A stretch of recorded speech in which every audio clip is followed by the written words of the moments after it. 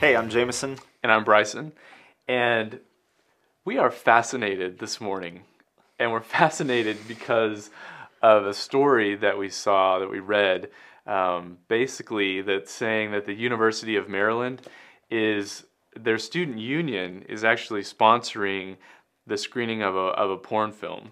On their campus? On their campus for students. So they're inviting students to come. It's like $4 to get in. And we're just really fascinated and okay, it's a state school, freedom of speech, they can do what they want to do, right? But I think it's more than anything we were fascinated by the forums, the responses to that article. Well, and first of all, some of the comments by, for instance, the program coordinator said that it would be, quote, something fun for the students to do before graduation comes up. Right, and a safer alternative to drinking and other dangerous activities, late night activities, something like that. So yeah, it was a really interesting article. We're actually going to post it on the blog, and we want you to go and you can click there and read it, and we want you to respond and be part of the conversation, be part of the discussion. Yeah, please. And so, but I mean, read some of these on the forum in response to the article. We expected this to be a maybe a debate. When you go to the forums, you think, okay, there's going to be some people advocating it, some people kind of opposing it, but I mean, the stuff that we found was kind of interesting, and really the majority of it had this sort of feel to it. I predict that college registration will dramatically increase. At least the students will get something for their tuition. I mean, that undervalues education quite a bit. Yeah. With porn everywhere, who cares?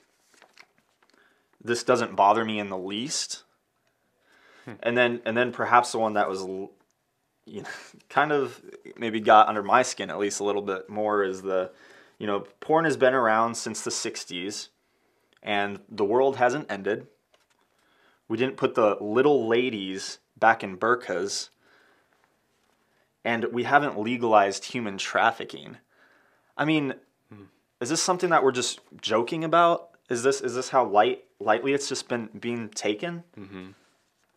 I mean, I think that's part of the issue, and not all of the comments obviously were pro porn and porn's great. There were a few sprinkled in there that were hey, something's wrong here, but the overwhelming majority of them were nothing wrong with in this. Support of it, and so obviously you probably know what our take on it is, that it is damaging, but we want to know. I mean, we want to get involved in this conversation, and we're actually waiting to get approved to start posting in that forum to kind of get our voice out there. But the reality is that porn does damage relationships, and it damages lives, and it affects people. Maybe it's affected you.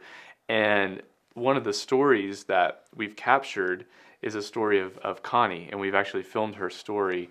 And we wanted to share that in response to this article because we just want people to know that pornography is not, there's another side to this thing. Yes. Right. That's what I'm trying to say. Yeah. And so Connie's husband, ex-husband, became addicted to pornography, and it just totally destroyed his life, her life, their life, what together. they had. Right. And just keep in mind, this is one story, and we've received hundreds. Oh yeah. And we just want to put this out there, let you guys watch it, and please just take part in this discussion. Let's get out there and talk about this so that we can address it instead of remaining silent. Right, exactly. So watch Connie's story, and we will see you next week. Thanks. I was raised in a Christian home, and I accepted Christ into my life when I was 9. I just remember a lot in childhood, just never feeling like I quite fit in, or that I was attractive enough or good enough. He was charming. I also think that it was a matter of, it was somebody who at the time seemed to be interested in me. I didn't really wait for the relationship to fulfill, and probably was intimate before God's plan, and was already tied in before I could put the brakes on. I found pornography on my work computer, which really upset me because that could have jeopardized my job.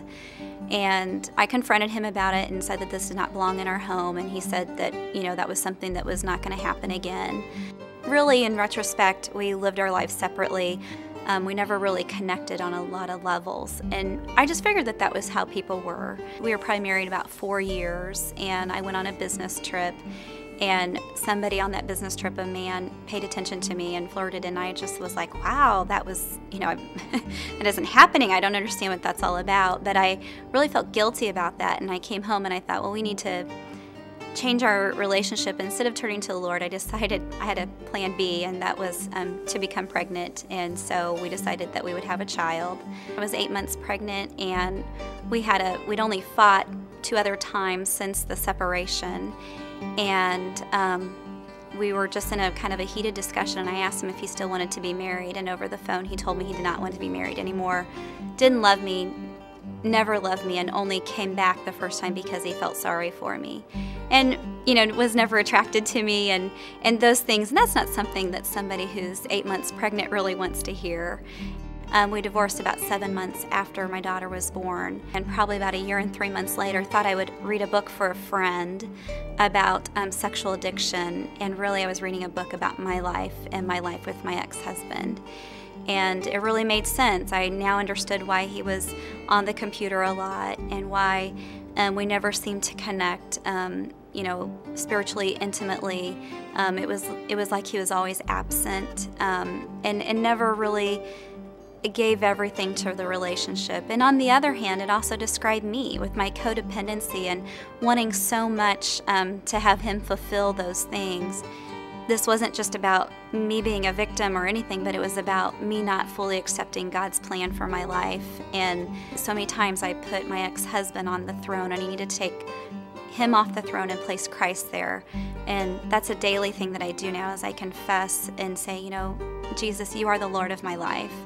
And, you know, I put you above all other things, and nobody else defines me but you, God. And you say that I'm wonderfully and beautifully made, and I believe that. And so that's where I really daily have to go.